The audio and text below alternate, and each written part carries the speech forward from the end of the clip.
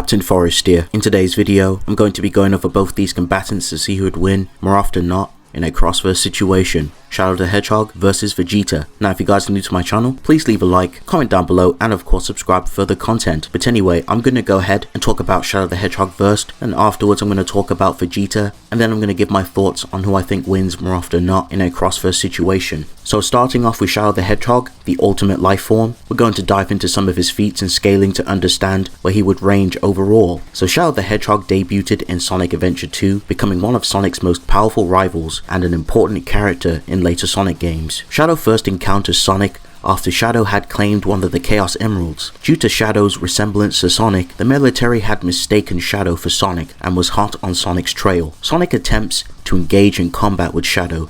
As he charges towards him, Shadow invokes the power of the Chaos Emeralds to use the Chaos Control to blitz Sonic. Sonic at first mistook this as Shadow's own raw speed feat, however, he realized that it was just him using the Chaos Emerald to warp space-time, allowing Shadow to teleport past Sonic at such speeds. The second encounter, which took place in Green Forest, where both Sonic and Shadow coincidentally cross paths. Both combatants engage in combat yet again, with both showing signs of fatigue. At this point, neither Sonic or Shadow have the edge over each other, which would put them both equal to each other at the very least. Shadow and Sonic face off again in their final fight. This time, there will be no excuses, no interruptions, and no distractions. Both Sonic and Shadow go at it to the death. In the Sonic Adventure 2 strategy guidebook, it states that Shadow's bark is worse than his bite, and another statement for Shadow stating that Sonic is wily but Shadow is shiftier, and that their arsenals are the same. Since Sonic at this point has his own Chaos Emerald thanks to Tails, it even outs the playing field as the fight would come down to who was the better combatant. After the battle, Sonic appears in front of Knuckles, lying on the ground, fatigued, showing that Sonic had actually tried his best in his fight against Shadow, and Sonic did in fact defeat Shadow with high difficulty. We know this because if Sonic was killed, he wouldn't have showed up near the end of the hero ending, and both stories near the final boss would not have transpired. There are other arguments that suggest Sonic was fatigued due to him using the Chaos Emerald. However, it's been shown in many Sonic games that Sonic and Shadow's use of the Chaos Emeralds wouldn't show or experience any tiredness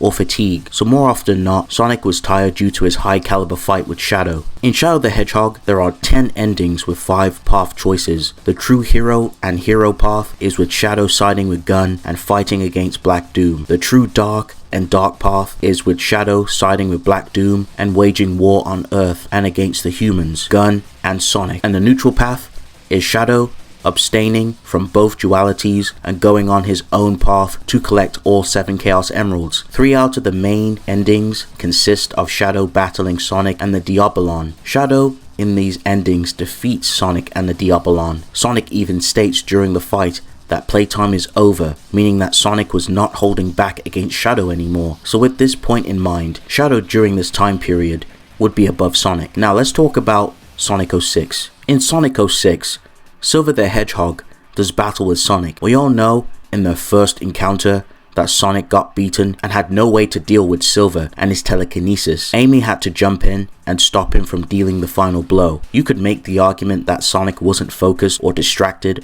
or off guard, since Sonic was trying to reason with Silver, as it stated in the guidebook that Sonic didn't necessarily want to fight Silver. Now in their second fight, Sonic had his back to Silver due to his concern for Elisa's safety more than the fight itself, so that could also affect Sonic's combat efficiency. But at this point, it's pretty clear and it's pretty safe to say that Silver was dominating Sonic. But again, if we take the statement and the interaction between the Hedgehogs, this could be chalked up to Sonic holding back. Afterwards, we see Shadow jump in to take Sonic's place so Sonic can go after Elise when she gets captured again by Eggman. Shadow and Silver both go at it and are relative due to both sides showing signs of fatigue and effort, with them at an impasse before the Chaos Emeralds were used to take down Silver. There is also a statement which states that only the heroic Hedgehog has the power and strength to defeat the fires and banish the living flame forever, referring to Sonic, and that Sonic played a very important role in defeating Solaris. However, both Silver and Shadow were also integral for aiding Sonic in defeating Solaris. There are statements that can be made for these sides, and depending on what interpretation you pick, either Sonic or Shadow would edge out, or both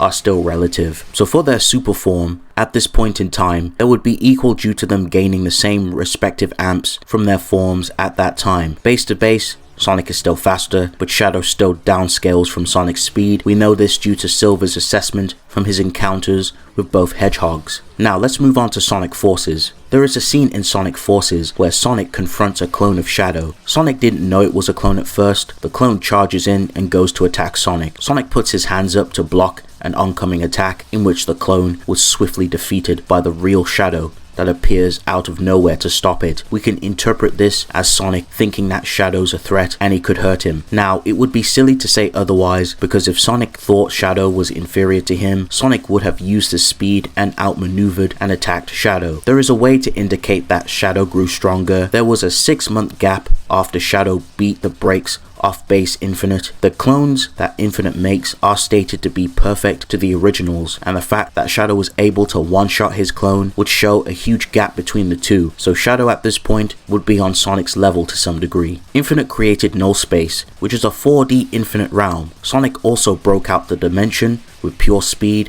with the help of the rookie/avatar. Base Sonic scales to Infinite, and Shadow would also scale to this feat too. I think it's time that we go over some speed for Shadow, folks. Shadow would also scale to some of Sonic's speed feats. Sonic is also above the likes of Gamma, who can avoid Beta's laser beam, which was calced around 5 times the speed of light, aka FTL. Now there are some higher finite speed feats to go over, folks. In Sonic 4, Metal Sonic travels an interstellar distance while damaged. Eggman shows the distance that Metal Sonic had to travel to. This feat was calced around the 721 to 1161 times the speed of light, aka MFTL to MFTL+. Inverse wise, Sonic scales to this due to him being above Metal Sonic, and he has beaten Metal Sonic, and Shadow would also scale to this too. There are some more finite scaling for Shadow as well, as there is a feat in Sonic Advance 3 that Super Sonic performs, where Super Sonic flew to a nebula in 6 seconds. This was calced around the 7 billion times the speed of light, aka MFTL+. Eggman also scales to this,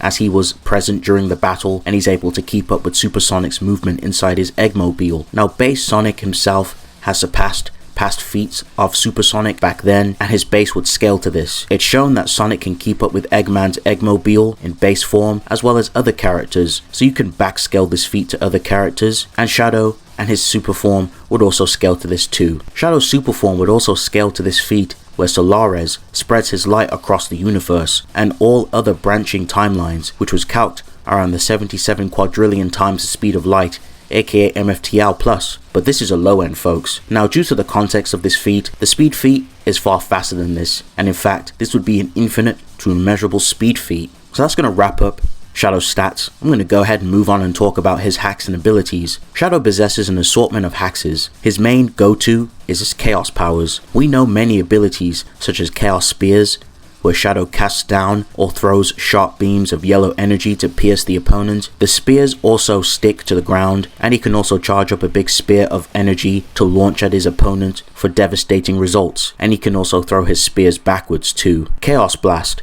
is an ability where Shadow channels his anger to release a giant widespread blast of energy to take out multiple foes. In his super form, the blast is even more devastating. Shadow can enter into his enhanced form called Chaos Boost. This form further increases his power and other abilities, such as turning his Chaos Spears into lances, which explode upon impact. By entering into this state, he was able to remove Mephiles from his Shadow. The Chaos Snap is an ability that allows Shadow to teleport to short distances or around opponents. Chaos Magic. By snapping his fingers, Shadow summons a rift that damages anyone nearby. Chaos Burst. Shadow hides in an area of distorted space where he reappears, and he emits a small AoE that damages anyone nearby. Roaming Chaos. Shadow throws an orb past the opponent, and the orb comes back and hits the unexpected target. When Shadow's in possession of a Chaos Emerald, he uses it to further increase his power and the effectiveness of his Chaos abilities. He can use the Chaos Control to teleport, which the technique is stated to distort space-time. He can also stop time with it and blind his opponents. Shadow wears 4 inhibitor rings, which help him control his powers. When he takes them off, he unleashes a surge of his true power, allowing him to steamroll his opponents. Shadow can tap into his super form by using the power of all 7 Chaos Emeralds. He achieves this form, which greatly increases his stats. As a Hedgehog, He shares many traits like Sonic. He can perform a homing attack. An interesting thing about the homing attack is that it's stated in Sonic 06, the official guidebook, that the user of the homing attack is described to instinctively attack the weak spot of an opponent. He can also spin dash by curling into a ball to then propel himself at such speeds. So that's going to round up Shadow the Hedgehog. I'm going to go ahead and talk about the Prince of all Saiyans, Vegeta, see what he brings to the table. Before we get into the meat and potatoes of things, I highly recommend checking out Corimbus's video on the 5th dimensional power of Dragon Ball Super. As the title of the video implies, Corimbus goes over the 5D scaling for Dragon Ball Super. Please go check out that video and subscribe to his channel and leave a like. Now, just to kind of give everyone an understanding, I will be using a composite of the anime and manga for Vegeta. Starting with Force Spirit Fission, Vegeta can separate energy from a distance by hitting them physically or with energy attacks. As long as he manages to deal even a small minimum amount of damage, this power allows him to undo fusions and reverse absorptions taken in by his opponent, reducing them to their original selves. Vegeta can also rip away the energy from one or multiple people and transfer it to someone else. Up next, we have the Gamma Burst Flash, the most powerful energy wave technique used by Vegeta.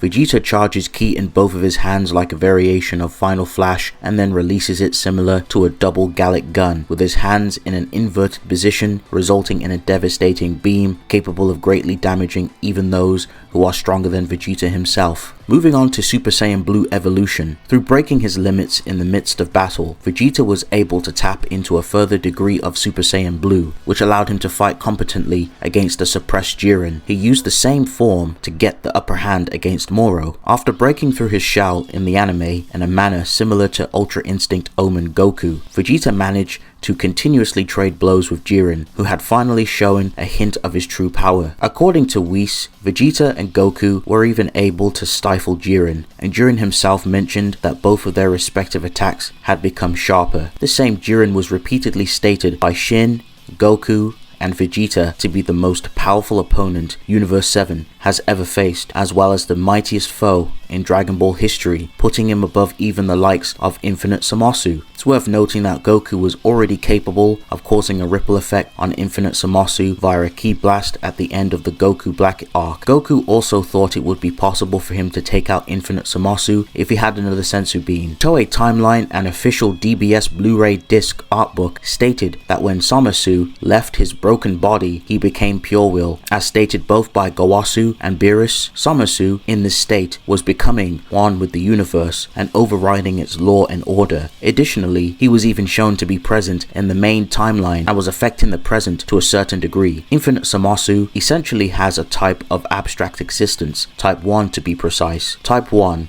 exists purely as an abstraction. These characters lack a true physical form, and affecting them requires the ability to affect directly the abstraction itself, because eventual physical manifestations are mere avatars. Alright, it's time to talk about the Hakai and Ultra Ego, the signature technique of the gods of destruction. Vegeta started learning it from Beerus in opposition to Goku's Ultra Instinct. This powerful attack allows Vegeta to completely erase the target and its soul from existence, generating an explosion in the process, whose yield depends on the size of what has been erased. Vegeta became quite good with it, being able to affect several logs thrown at him, and even a huge one, erasing an entire river along with it. In the anime, the Hakai is capable of erasing living things, souls, inanimate objects, energy attacks, and gag characters from existence. It can even erase you from time. Ultra Ego is an extremely powerful transformation used by Vegeta that harnesses the power of destruction. This state is attained by one who has received a proper God of Destruction training and has gained the ability to use the powers of one. However, the state can only be utilized when the user is in the right mindset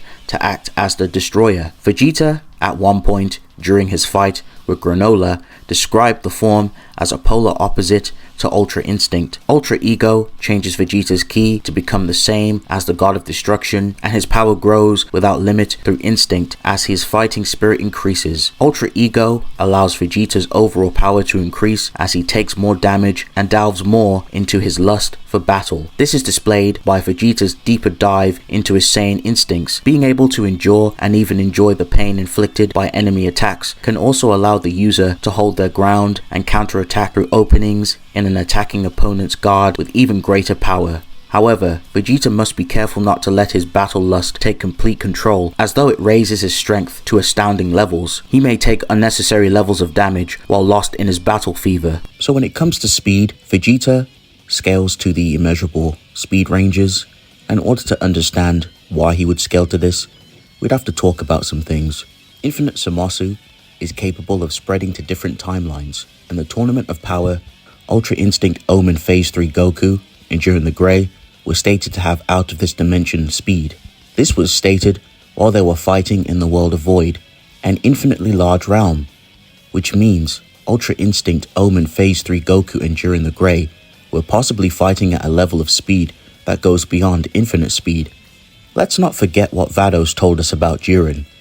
Vados told us that Jiren possesses power that transcends time itself. We also know when you increase your power in Dragon Ball, you normally increase your speed as well, unless it is specifically stated otherwise. An example of specifically being stated otherwise is with Super Saiyan Grade 3 Trunks. As I mentioned in the beginning of the video, my good friend Corimbus created a video that goes over the 5th dimensional power of Dragon Ball Super. As mentioned many times in my Dragon Ball videos, Ki in Dragon Ball is physical, spiritual, and mental in nature. Ki in Dragon Ball can also destroy things down on an atomic level. As a Saiyan, Vegeta grows stronger and faster every time he fights. He can become stronger and faster in the midst of battle, vastly increasing his strength and speed whenever he is mortally injured. Vegeta adapted to over 450 times Earth's gravity whilst training in the gravity machine, and Vegeta was able to resist Barbady's mind control through sheer willpower. That's going to wrap up both of these combatants. I'm going to go ahead and go over who I think wins more often than not in a cross-verse situation. Now, before I go ahead and give my thoughts on who I think wins more often than not in a cross-verse situation, I'm going to address a few things. Now, the whole point of this video is to find out who's the strongest and who would win with their respective forms. So in this fight, both Shadow and Vegeta will be fighting at full power. So both combatants will be in their super forms. So Vegeta will have his Super Saiyan, blue form, and he can take it up a notch with Ultra Ego. And Shadow will be in his Super Shadow form. So both will be fighting in full capacity. Now, when it comes to stats, AP and speed, they both easily have immeasurable speed, and they both have 5th dimensional levels of power. However, if we're talking about quantifications and going off who has, higher numbers into those tiers, I would lean with Vegeta just due to how Dragon Ball works with multipliers, and I don't want to get into the insane multiplier stacking. The amount of multipliers you can add towards these characters gets really absurd. So when it comes to numbers and just due to the benefits that the super forms grant Super Saiyans, I would give the AP and speed a little bit more so to Vegeta due to that. Now, the golden goose in this matchup is hacks. Who has the deadliest hacks? Now, you could argue Chaos Control could definitely stop time. That could definitely be an issue for Vegeta. But if you guys believe in Dragon Ball with how, the system works, just being stronger, being able to power through and resist things, you have characters like Goku fighting Hit, being able to deal with the time skip. So you could easily make arguments for Vegeta having resistance to time manipulation and things of that nature. So you could make an argument that Chaos Control just wouldn't work. Now, what about other hacks? What about Chaos Spears? Chaos Blast? Again, Vegeta has ways to get rid of those things. He can easily put up a key barrier. He could easily just maneuver around those attacks, especially since he has the stat edge. He'd be just fine. Chaos Spears won't work. Vegeta would just deflect them, or he'll just blast them away. He'll just be fine. But what about Vegeta? What does he have to dish out? I think the biggest win con for Vegeta, and Shadow would have to be very careful of this, is the Hawkeye. Hawkeye literally erases you on a physical, spiritual, and mental level, and erases you from time itself. So if those attacks hit Shadow, he's done for. He has no ways to resist such a potent and fundamental hacks, which is the Hawkeye. And the Hawkeye, in my opinion, will probably seal the deal. You could make the argument of, Force Vision also being an issue. That could weaken Shadow if he's able to attack Shadow and, split the energy and pretty much divide it. That could be an issue. There's many ways that Vegeta could go about this fight. However, when it comes to Super Shadow does have invincibility, so he won't really take damage from conventional attacks. And with the ring system and how it works, the rings basically take the hit for Shadow or any character in Sonic, so that would basically prolong and help Shadow in the fight. However, ultimately, if it comes down to existence erasure, invulnerability is not going to protect you from such a nasty and devastating hacks, which affects you on a more fundamental scale. And I think more often than not, just due to that, I have to give victory to Vegeta with mid difficulty. He has the tools, he has the stat advantage, and he's able to do more in combat, and he'd just have the overall advantage. And even if it came down to fisticuffs, Vegeta is vastly more skilled in comparison to Shadow when it comes down to fists and hand-to-hand combat. But I think mainly it's just going to come down to the Hawkeye, in my opinion. But anyway, I gotta give victory to Vegeta for those reasons. But yes, thank you guys for watching. I hope you guys enjoyed this video. Please leave a like, comment down below, and of course subscribe for the content. It's been real. I'll see you guys in the next one. Peace.